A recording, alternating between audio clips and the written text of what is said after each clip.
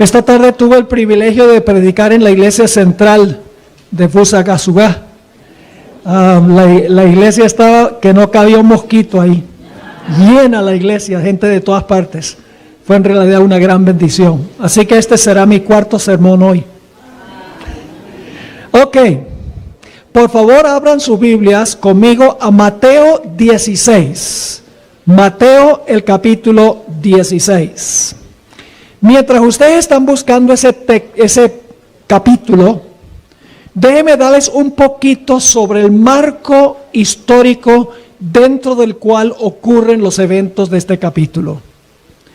Unos 6 meses antes de Jesús morir, había tomado un viaje al norte de la tierra de Israel. Brevemente había entrado a lo que hoy es el Líbano. Había ido hacia Tiro y Sidonia. Luego entonces dio media vuelta, regresó una vez más a la tierra de Israel, llegó a un lugar que se llamaba Cesarea de Filipos. Y allí Jesús reunió a su alrededor sus discípulos. Era un panorama espectacular, porque Cesarea de Filipos quedaba al pie del monte Hermón, a donde se origina el río Jordán, un monte a donde una buena parte del año hay nieve, y en realidad se derrite la nieve y de allí viene el río Jordán. Allí Jesús reunió a sus discípulos para compartir con ellos una verdad que los iba a sacudir hasta sus cimientos. Vamos a empezar nuestro estudio en el versículo 13 de Mateo 16. Antes de Jesús hacerles la pregunta que más quería que ellos contestaran, les hizo una pregunta preliminar, tal vez para romper el hielo. Y esa pregunta está en el versículo 13. ¿Quién dicen los hombres que es el Hijo del Hombre? Jesús le dice, yo quiero saber qué están diciendo por allí en cuanto a mi identidad. ¿Quién soy yo? En el versículo 14 tenemos la respuesta de los discípulos, posiblemente fue Pedro, no sabemos exactamente quién, pero nos dice allí, ellos dijeron, unos Juan el Bautista, otros Elías, y otros Jeremías o alguno de los profetas. Todos meros seres humanos. Pero luego Jesús les va a hacer la pregunta que Él especialmente quiere que contesten. La pregunta se halla en el versículo 15. Y Él les dijo, ¿y vosotros quién decís que soy yo? No me interesa lo que están diciendo por ahí en cuanto a quién yo soy. Lo que me interesa es saber quién piensan ustedes que yo soy. Bueno, el apóstol Pedro, que muchas veces ponía la lengua en cuarta antes de poner el cerebro en primera, tenía la inmediata respuesta. Respondiendo Simón Pedro dijo, tú eres el Cristo, el Hijo del Dios viviente. La palabra Cristo, la palabra Christos, significa el ungido. Es el equivalente de la palabra Mesías en el Antiguo Testamento.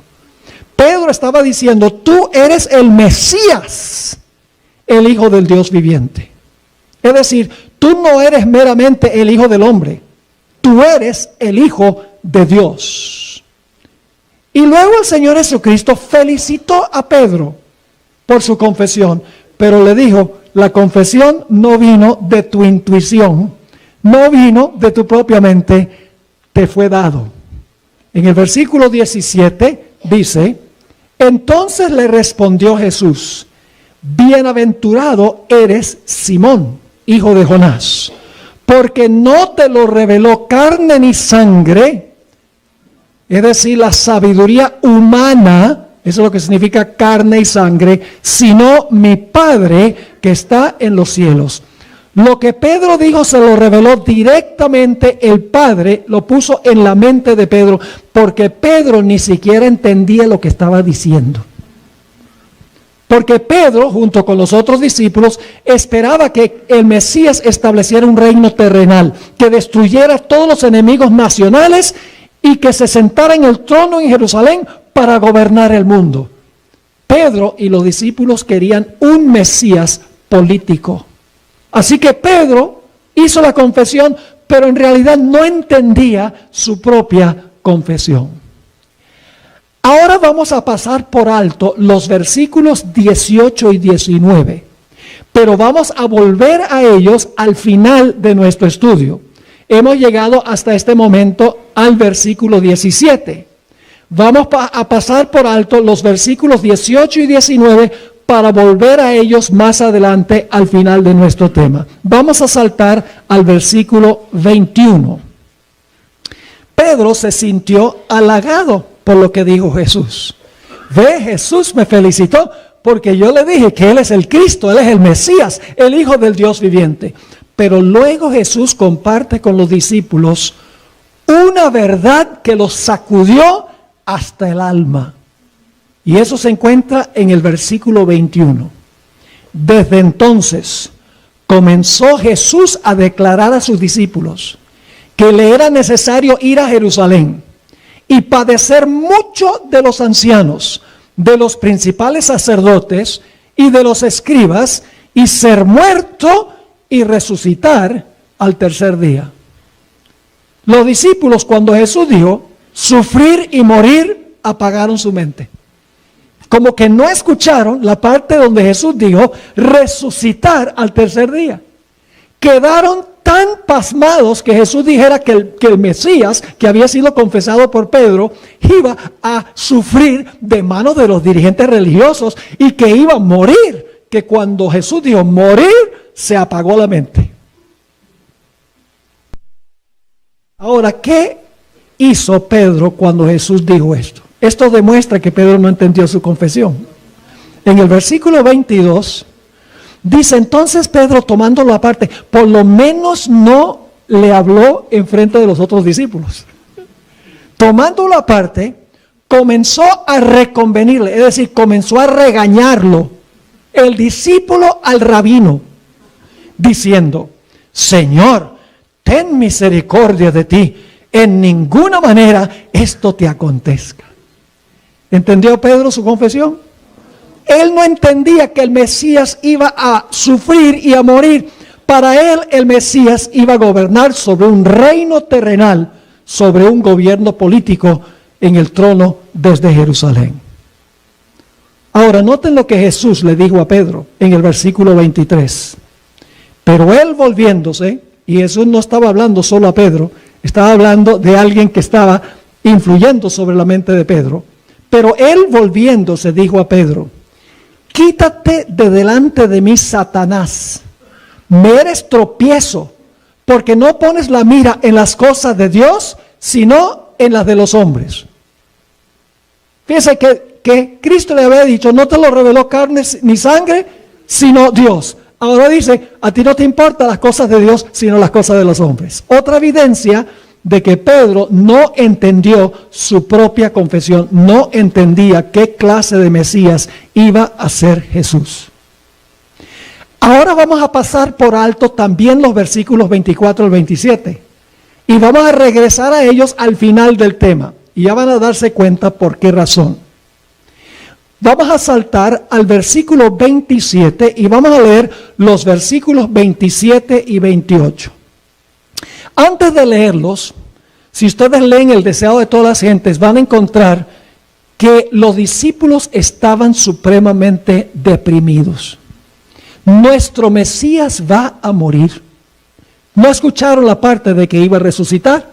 Estaban tristes, confundidos, porque Jesús no era la clase de Mesías que ellos esperaban. Jesús sabía que estaban desalentados. Y por lo tanto ahora Él quiere decirles, después de la cruz viene la gloria. En el versículo 27 dice, está hablando Jesús, porque el Hijo del Hombre vendrá en la gloria de su Padre, con sus ángeles, y entonces pagará a cada uno conforme a sus obras. Y ahora los discípulos dicen, bueno, dijo que iba a morir, pero dice también que va a regresar en gloria con todos los santos ángeles. Así que dice, tiene que haber algo más allá. Suscríbete, dale me gusta y activa la campanita para recibir las notificaciones.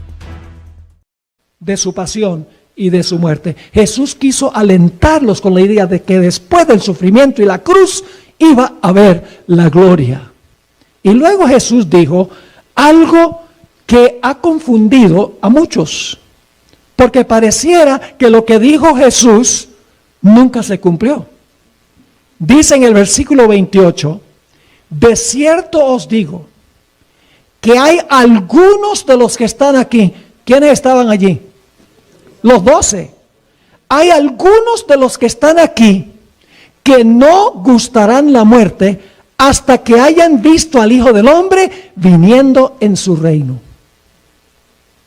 Jesús estaba diciendo, algunos de ustedes me van a ver venir en mi reino de gloria. ¿Cuántos de los discípulos están muertos? Todos. Y Cristo no ha venido en gloria en su reino. ¿Cómo entendemos esto? Hay que ir al siguiente capítulo. El capítulo 17 y el versículo 1. Este texto nos dice que Jesús luego con sus discípulos emprendió el viaje hacia el sur. Y los discípulos estaban apesadumbrados porque Jesús había dicho que iba a ir a Jerusalén. Y allí en Jerusalén iba a sufrir e iba a morir. Y ahora Jesús se estaba dirigiendo con los discípulos al sur. Viajaron 6 días. Llegaron a la costa occidental, sudoccidental del mar de Galilea. Jesús sabía que los apóstoles estaban desanimados y que necesitaban en realidad una palabra de aliento. Nos dice allí en el capítulo 17 y el versículo 1, 6 días después, Jesús tomó a Pedro, a Jacobo y a Juan. Esos son los algunos. Esos 3 son los algunos. No llevó a todos. 3. 6 días después Jesús tomó a Pedro, a Jacobo y a Juan, su hermano, y los llevó aparte a un monte alto.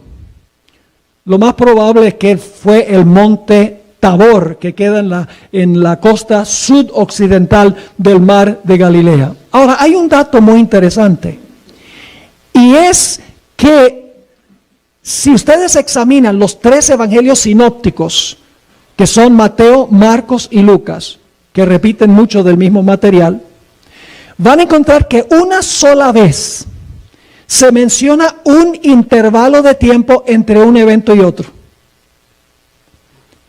Aquí se dice que pasaron 6 días entre un evento y otro, lo cual indica que hay una conexión entre lo que sucedió en Cesarea de Filipos y lo que ocurre en el capítulo 17. Los algunos eran Pedro, Santiago y Juan. ¿Por qué es Pedro, Santiago y Juan? Una razón muy especial.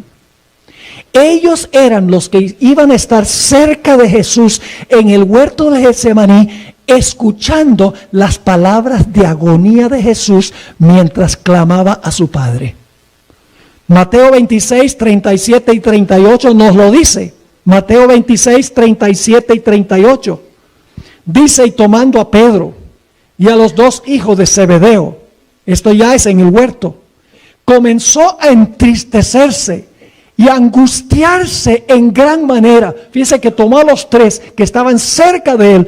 Entonces Jesús les dijo, mi alma está muy triste hasta la muerte, quedaos aquí y velad conmigo.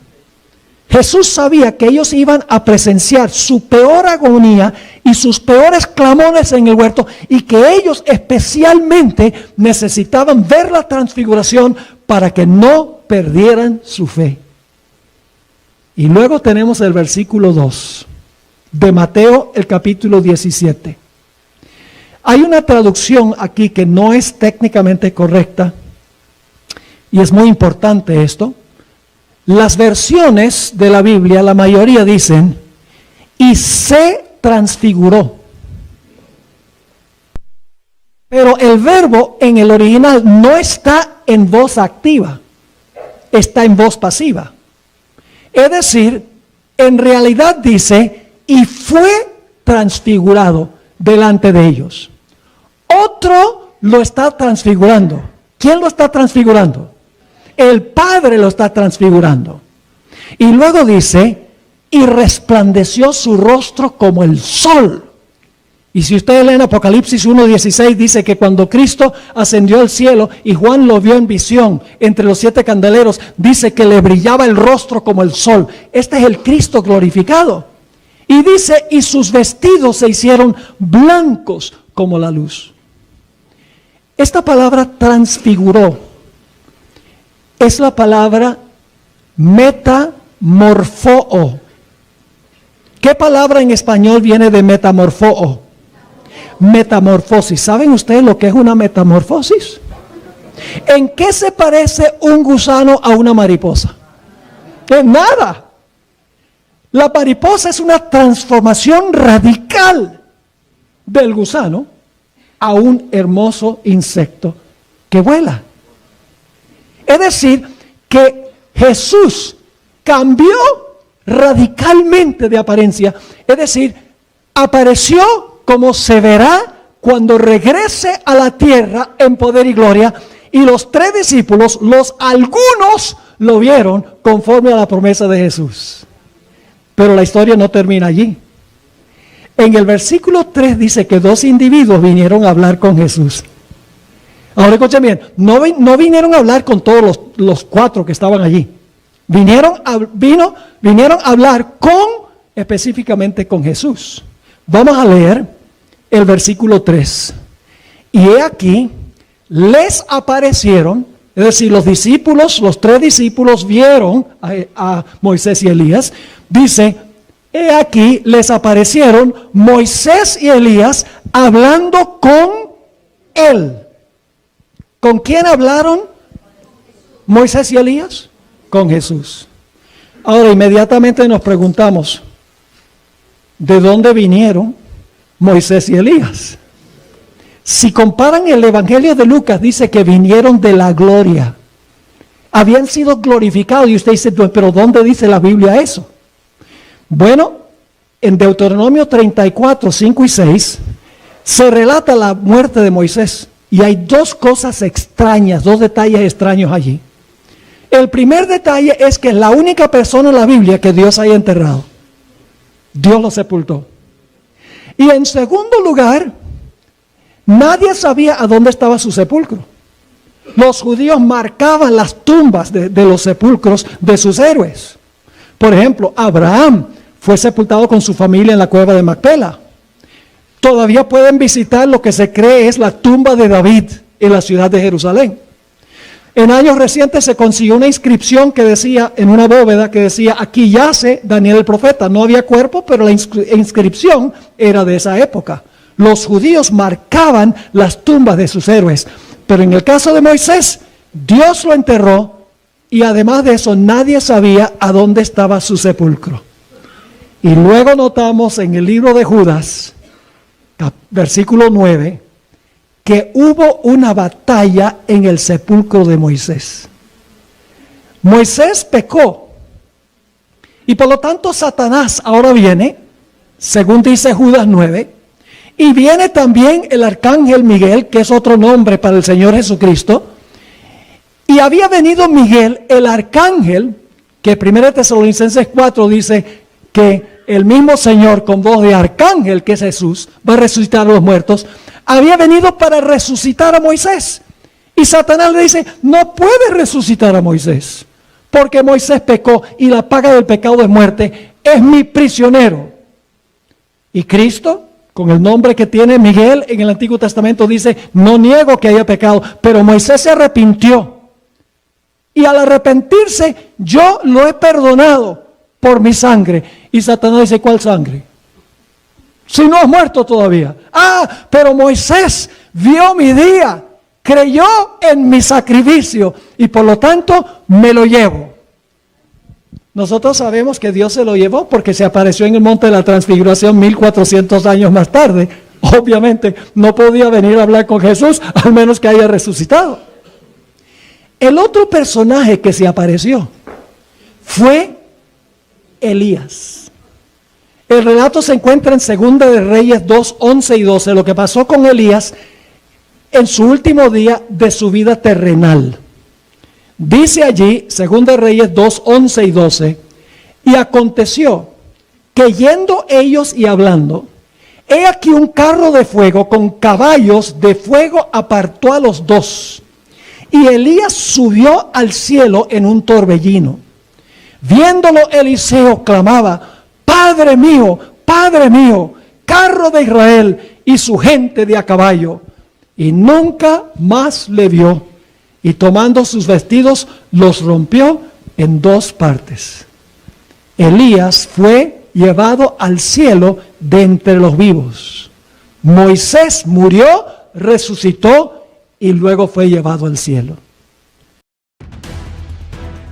Suscríbete, dale me gusta y activa la campanita para recibir las notificaciones.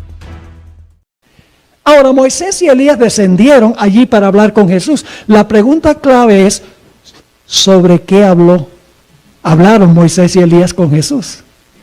Ni Mateo ni Marcos lo dicen, pero Lucas sí. Lucas nos dice cuál fue el tópico de conversación de Moisés y Elías con Jesús. Nota lo que dice Lucas 9, el versículo 30 y 31. Lucas 9 y el versículo 30 y el versículo 31, donde se relata también la transfiguración. Y he aquí 2 varones que hablaban con él, los cuales eran Moisés y Elías, quienes aparecieron rodeados de gloria. Ahí esta vez, aparecieron rodeados de gloria, habían sido glorificados, y hablaban de su ¿qué? De su partida que iba Jesús a cumplir en Jerusalén. ¿Qué había dicho Jesús que iba a cumplir en Jerusalén? Iba a sufrir e iba a ¿qué? A morir. Entonces, ¿de qué hablaron? Hablaron de la pasión y la muerte de Cristo. Ahora, es interesante esta palabra partida. ¿Saben cuál es la palabra en el idioma griego? Éxodos. ¿Qué palabra en español viene de éxodos? La palabra éxodo. Ahora yo pregunto, cuando Israel fue librado de Egipto, ¿cuál fue la señal de su liberación de servidumbre literal? La sangre que fue colocada en los postes y en el dintel de la puerta. Era la señal de su liberación, el sacrificio del Cordero Pascual. ¿Qué iba a hacer Jesús en Jerusalén? Iba a morir como el ¿qué? Como el Cordero Pascual, ya no para librar gente de la servidumbre literal a capataces literales, sino para librar espiritualmente a la raza humana del pecado. Así que lo que están diciendo Moisés y Elías es, Jesús sigue adelante con el plan. Ve y muere como el Cordero de Dios. Y tal vez, yo pienso que posiblemente, aunque no tengo seguridad, tal vez Moisés y Elías le dijeron a Jesús, por favor hazlo porque si no nos toca regresar. Porque ellos fueron al cielo solamente a base de la promesa de la muerte de Cristo por sus pecados. Ahora, hay otra palabra interesante aquí. No solamente dice que hablaron de su partida, sino que dice que iba a cumplir en Jerusalén. Esa palabra cumplir en el griego significa terminar. ¿Qué dijo Cristo cuando murió en la cruz del Calvario? Consumado es. Es decir, se terminó la provisión para el plan de la salvación. De eso hablaron con Jesús Moisés y Elías. Quiero leerles una cita de El Espíritu de Profecía en Primeros Escritos, página 162, de lo que hizo por los discípulos la transfiguración. La fe de los discípulos fue grandemente fortalecida en ocasión de la transfiguración, cuando se les permitió contemplar la gloria de Cristo y oír la voz del cielo atestiguando su carácter divino. Dios decidió dar a los seguidores de Jesús una prueba categórica. ¿Quién fue el que iba a dar la prueba categórica? ¿Quién era el que iba a transfigurar? Dios el Padre. Dice, Dios decidió dar a los seguidores de Jesús una prueba categórica de que era el Mesías prometido, para que en su amarga tristeza y chasco por su crucifixión no perdiesen completamente su confianza. En ocasión de la transfiguración, el Señor envió a Moisés y Elías para que hablasen, ahora escuchen, para que hablasen con Jesús acerca de su sufrimiento y su muerte. En vez de elegir ángeles para que conversasen con su Hijo, Dios escogió a quienes habían experimentado ellos mismos las pruebas de la tierra. Así que el propósito fue animar a los discípulos y también animar a Jesús, para que Jesús siguiera adelante con el plan.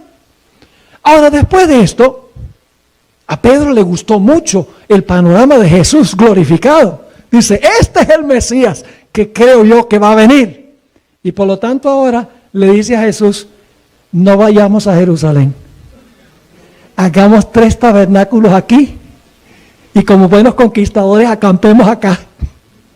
En el versículo 4 dice, entonces Pedro le dijo a Jesús, Señor, bueno, es que para nosotros que estemos aquí, si quieres hagamos aquí 3 enramadas, una para ti, otra para Moisés y otra para Elías. No vayamos a Jerusalén, que este es el Mesías que yo creo que va a venir, el Mesías glorificado. Pero allí no termina la historia. En el versículo 5 nos dice que mientras Moisés y Elías estaban hablando con Jesús, ahora el propio Padre habló del cielo. Dice en el versículo 5, mientras él aún hablaba, una nube de luz los cubrió, y he aquí una voz desde la nube que decía, este es mi Hijo amado, en quien tengo complacencia, a él oíd.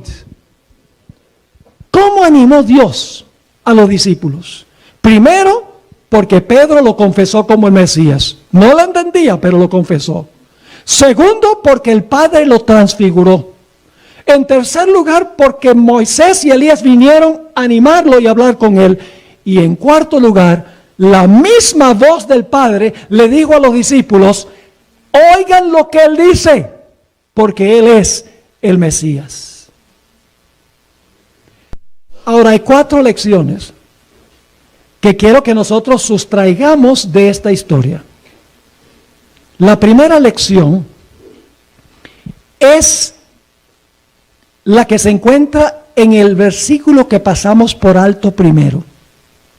Mateo 16 y el versículo 18. Un versículo mal comprendido, mal interpretado por la iglesia romana. Jesús dice, y yo también te digo que tú eres Pedro. La palabra Petros, piedra. No una roca estable, sino una piedra. Tú eres Petros, Pedro. Y sobre esta roca, apuntándose a sí mismo, sobre esta roca edificaré mi iglesia. Ahora yo pregunto, ¿de qué clase de personas se compone la iglesia? ¿En la iglesia hay personas que aceptaron a Cristo y murieron? ¿Están en el sepulcro? Sí. ¿Hay personas también que van a ser trasladados al cielo de entre los vivos? Sí, la iglesia se compone de personas, tanto los muertos como los vivos. Y aquí dice Jesús, sobre esta roca yo edificaré mi iglesia, que son las personas en la iglesia, y luego dice, las puertas del Hades. ¿Qué es el Hades? El sepulcro. Es la misma palabra que aparece en 1 Corintios 15, donde dice, oh sepulcro, ¿dónde está tu victoria? Es decir, Jesús está diciendo aquí, tú eres Pedro, una piedrecita inestable, pero sobre esta roca, es decir, sobre mi persona, dice Jesús, edificaré mi iglesia y las puertas del sepulcro no prevalecerán contra ella. ¿Por qué no van a prevalecer contra la iglesia las puertas del sepulcro? ¿Porque Pedro es la roca? No.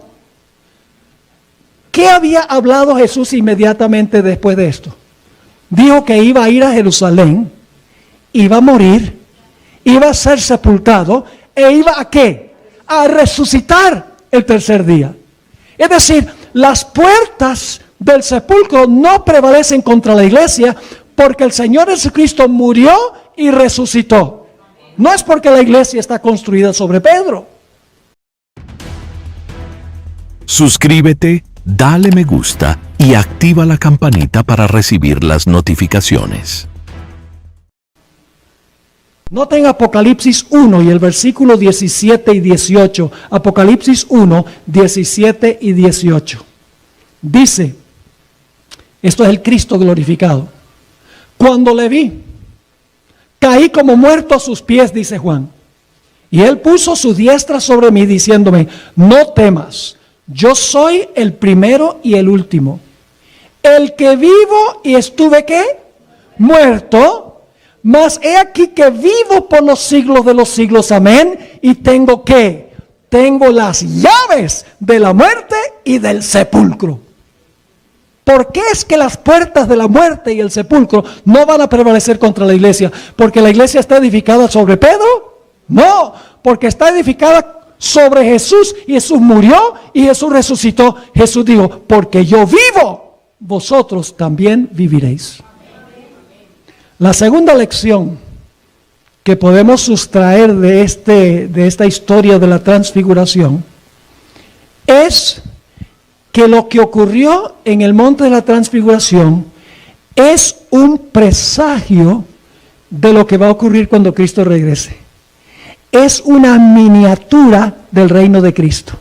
Es decir, nosotros no tenemos que sencillamente creer, bueno, sí, Cristo va a venir, va a resucitar a los muertos y se va a llevar a los vivos. No tenemos que aceptarlo meramente por fe, porque ya ocurrió. Ya ocurrió, ¿con quiénes? Con Moisés y Elías, que representan a toda la raza humana que se va a salvar. Noten lo que dice 1 Tesalonicenses 4, 15 al 17. Dice lo siguiente, por lo cual os decimos esto en palabra del Señor, que nosotros que vivimos, representados por ¿quién?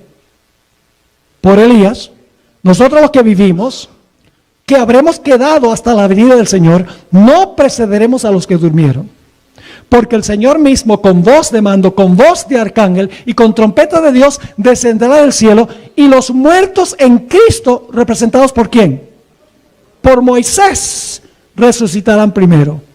Luego nosotros los que vivimos, los que hayamos quedado, seremos arrebatados juntamente con ellos en las nubes para recibir al Señor en el aire, y así estaremos siempre con el Señor.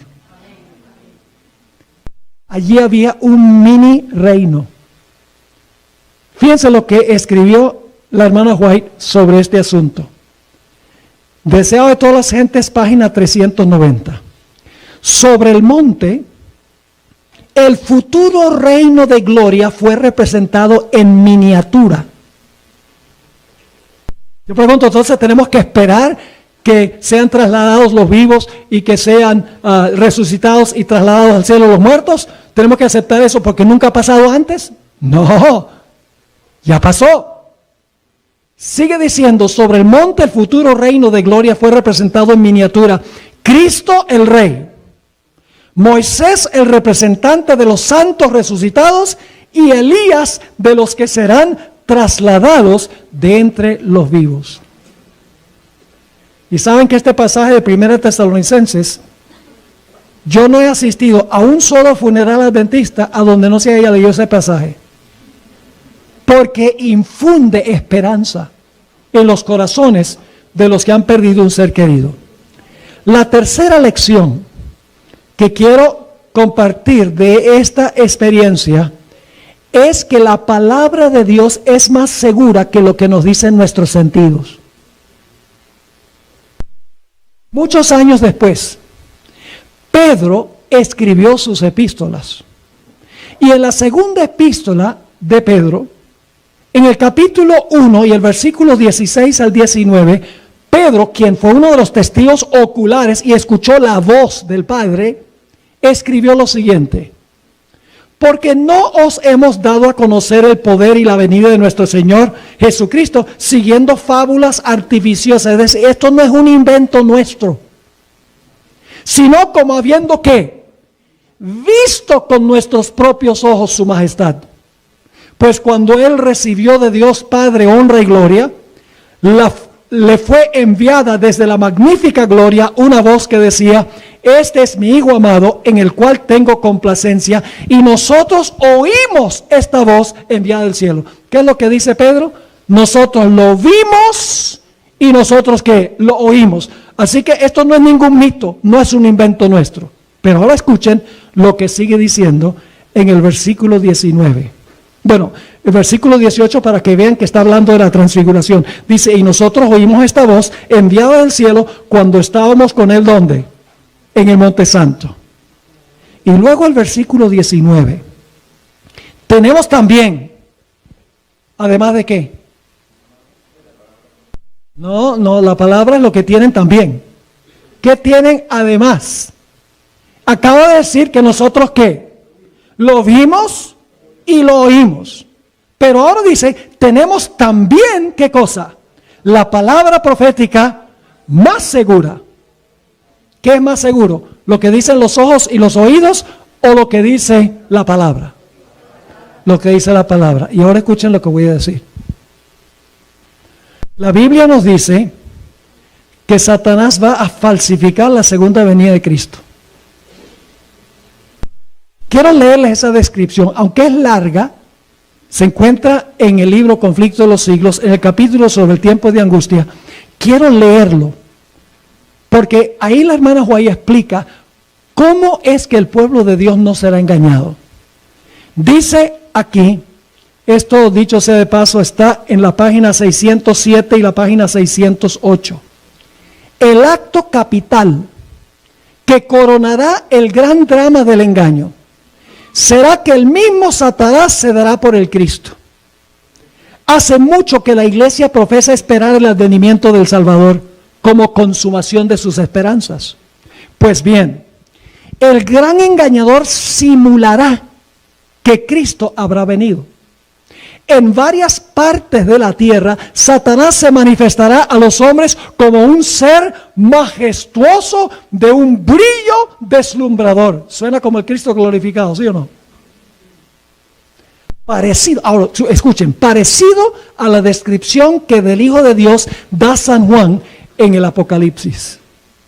La gloria que le rodee superará cuanto hayan visto los ojos de los mortales. El grito de triunfo repercutirá por los aires: Cristo ha venido, Cristo ha venido. El pueblo se postrará en adoración ante Él, mientras levanta sus manos y pronuncia una bendición sobre ellos, así como Cristo bendecía a sus discípulos cuando estaba en la tierra. Su voz es suave y acompasada. No crean que Satanás va a decir: yo soy Cristo. No.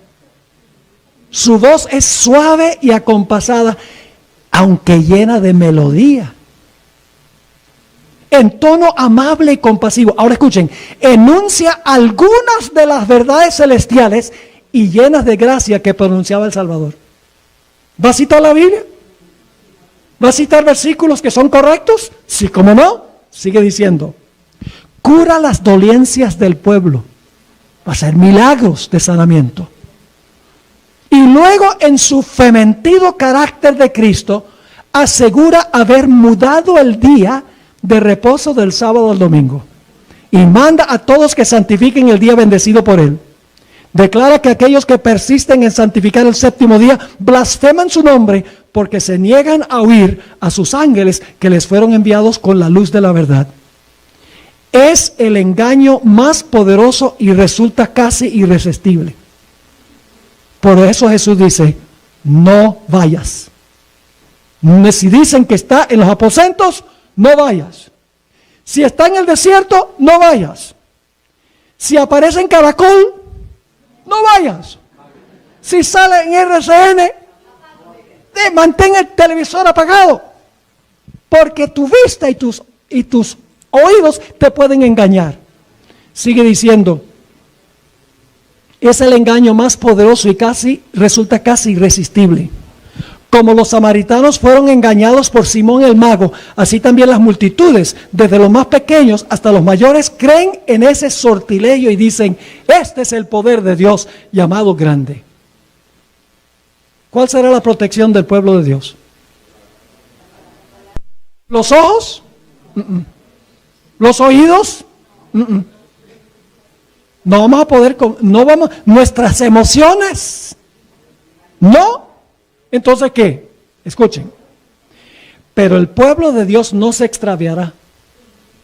Las enseñanzas del falso Cristo no están de acuerdo con las Sagradas Escrituras.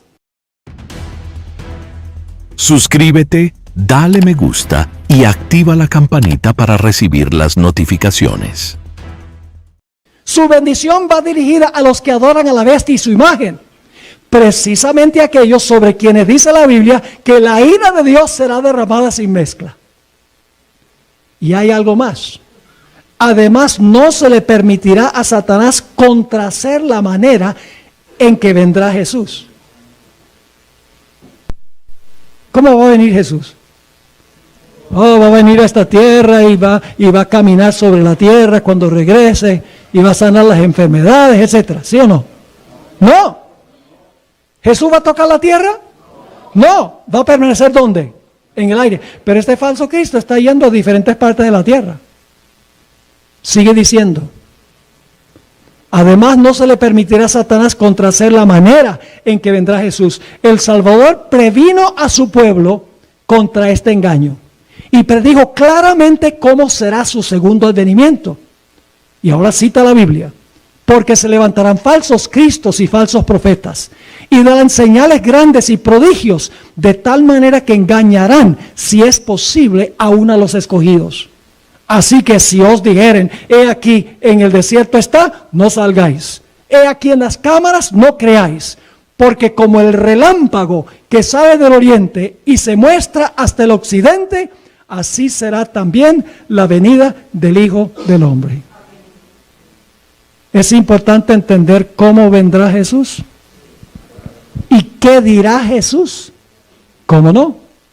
Todo hay que examinarlo a la luz de las Sagradas Escrituras.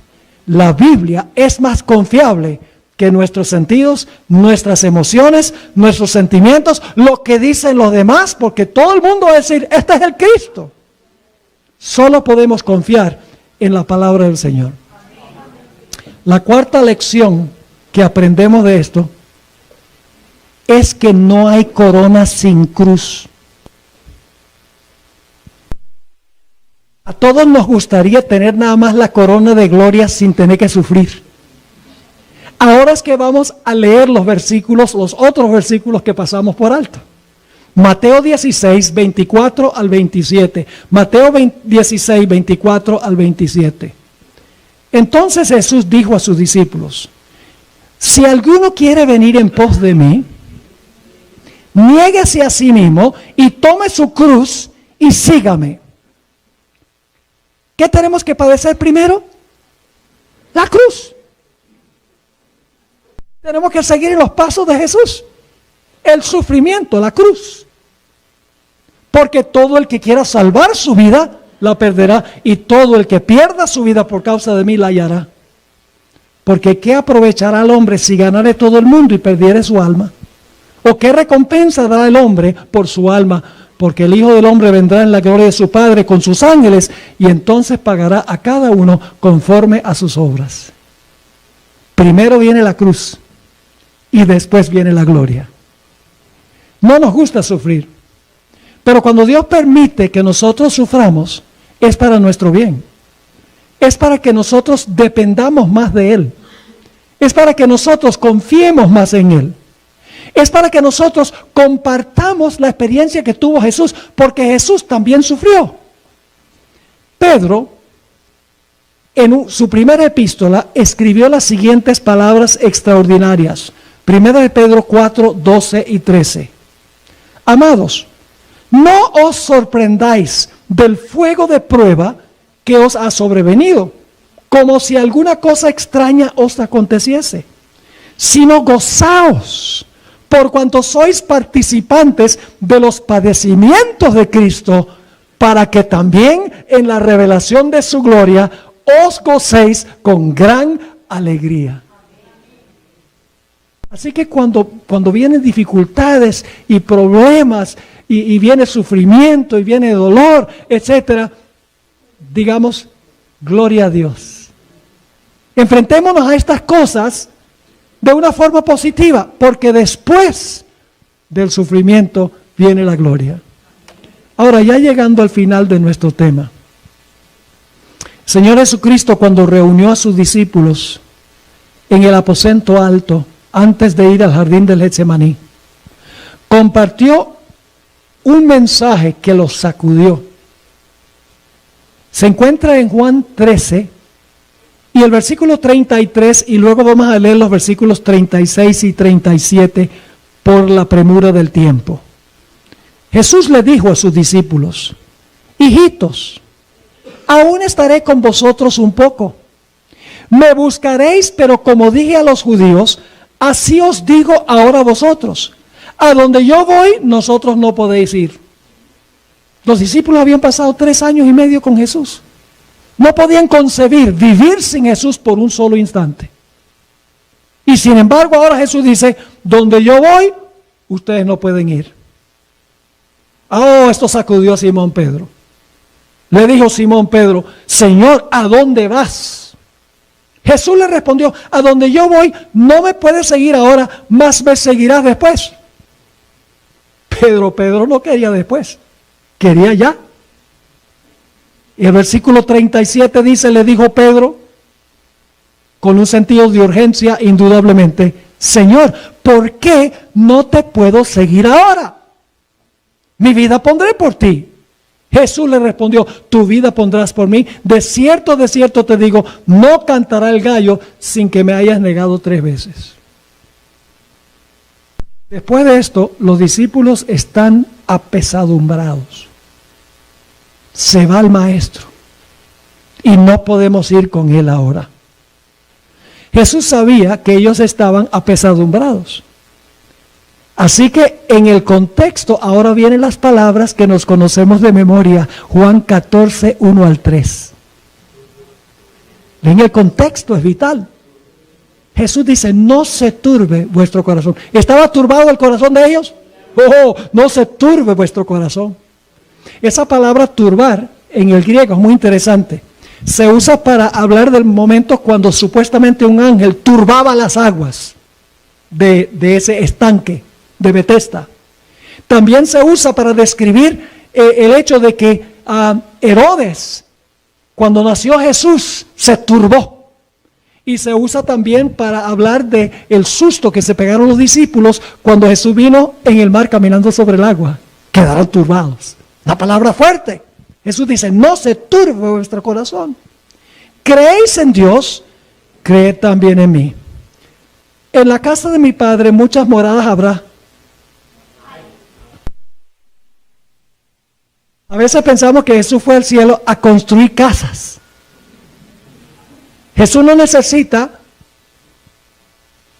de miles de años para construir casas. Las casas estaban allí, las moradas ya estaban. Porque Jesús dijo: en la casa de mi Padre muchas moradas, ¿qué? Hay. Si así no fuera, yo os lo hubiera dicho. Voy pues a preparar lugar para vosotros. Yo estoy seguro que Jesús fue a preparar un lugar bien bonito. Perfecto, como hemos visto. Pero hay algo más aquí. Jesús prepara el lugar por medio de su obra en el santuario celestial, después de su ascensión.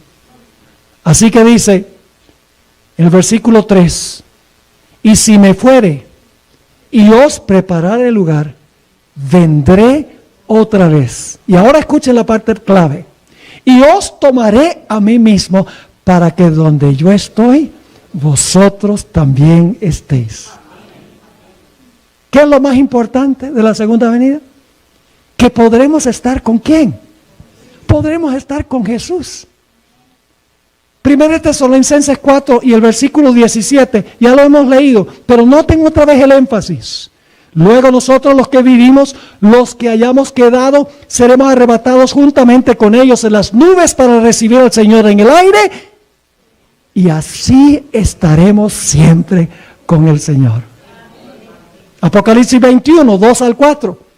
Cuando Dios haga cielos nuevos y tierra nueva, dice Juan, y yo, Juan, vi la santa ciudad, la nueva Jerusalén, descender del cielo de Dios, dispuesta como una esposa ataviada para su marido. Y oí una gran voz del cielo que decía, he aquí el tabernáculo de Dios con los hombres, y Él morará con ellos. Y ellos serán su pueblo, y Dios mismo estará con ellos como su Dios. La capital del universo, aquí, en el vasto universo, que prácticamente no tiene límites. Y Dios va a hacer de este pequeño mundo la capital del universo. Dice en Apocalipsis 22, 3 y 4, que veremos su rostro. Mi himno favorito en el himnario es En presencia estar de Cristo. Cara a cara espero verle. Cuando venga en gloria y luz, cara a cara allá en el cielo. Quiero ver a mi Jesús. En Apocalipsis 22, 3 y 4 dice, no habrá más maldición, y el trono de Dios y del Cordero estará en ella, y sus siervos le servirán y verán su rostro, y su nombre estará en sus frentes. Mientras que los impíos están rogando que caigan las rocas sobre ellos y escondiéndose en las cuevas, diciendo, escondednos del rostro de aquel que está sentado sobre el trono. Los redimidos dirán, he aquí, este es nuestro Dios, le hemos esperado y Él nos salvará. ¿Cómo se llama la ciudad donde vamos a vivir? La Nueva Jerusalén, pero ¿saben que tiene otro nombre? Suscríbete, dale me gusta y activa la campanita para recibir las notificaciones. Ezequiel 48 y el versículo 35.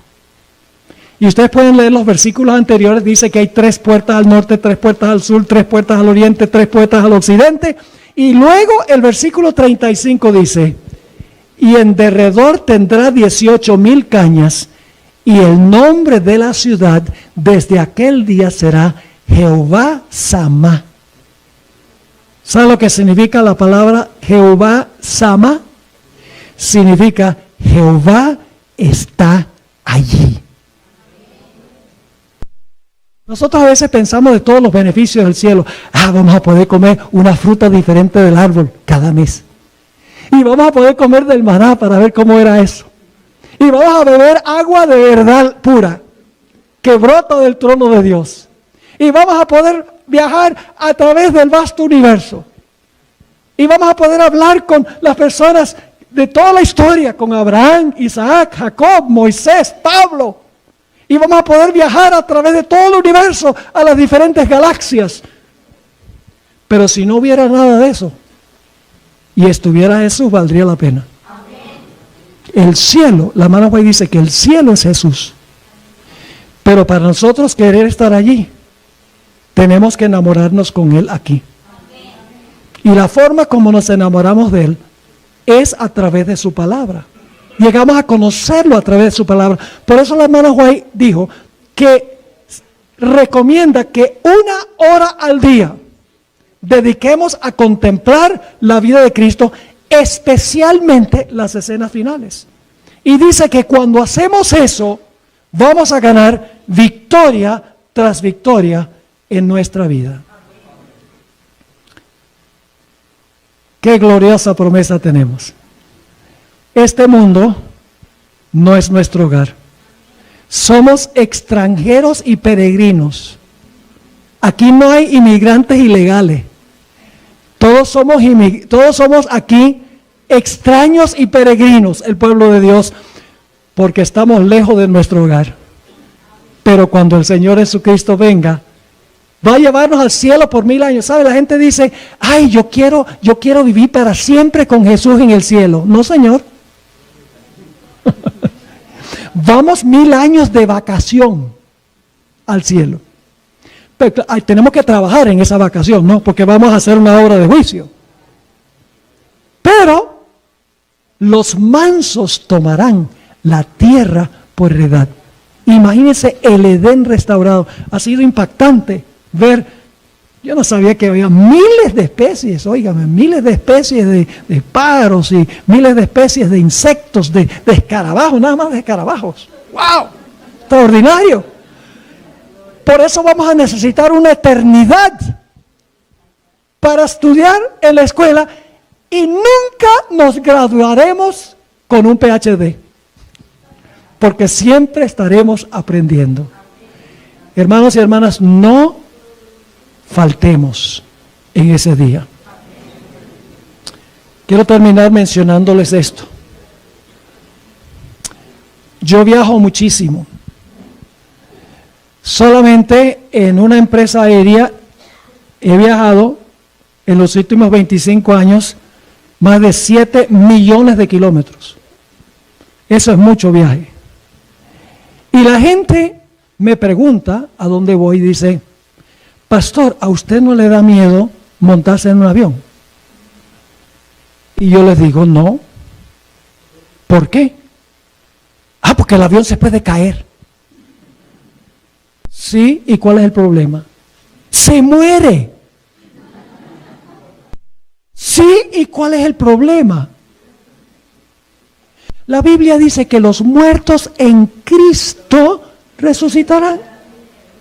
Y los vivos que pasan por el tiempo de angustia serán trasladados juntamente con ellos al cielo. ¡Qué gloriosa promesa! Hermanos y hermanas, nunca olvidemos que este no es nuestro hogar.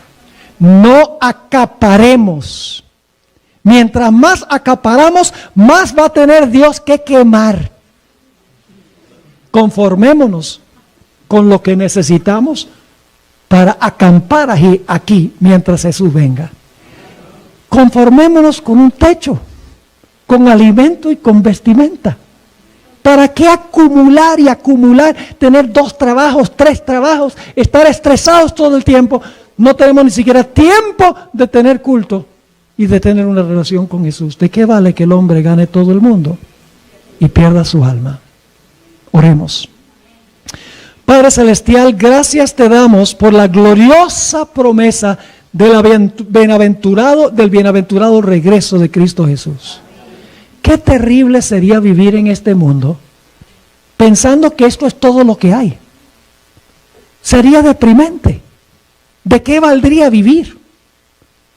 Pero cuando vemos que nuestro destino eterno está con Jesús en el cielo y luego en la tierra nueva, nos damos cuenta que realmente vale la pena esta vida. Prepararnos para ese gran día cuando Jesús regrese en poder y gloria. Te ruego, Señor, que en ese gran día ninguno de los que estamos reunidos aquí falte. Gracias te damos por haber estado con nosotros, por responder nuestra oración, pues te lo imploramos en el nombre de Jesús. Amén.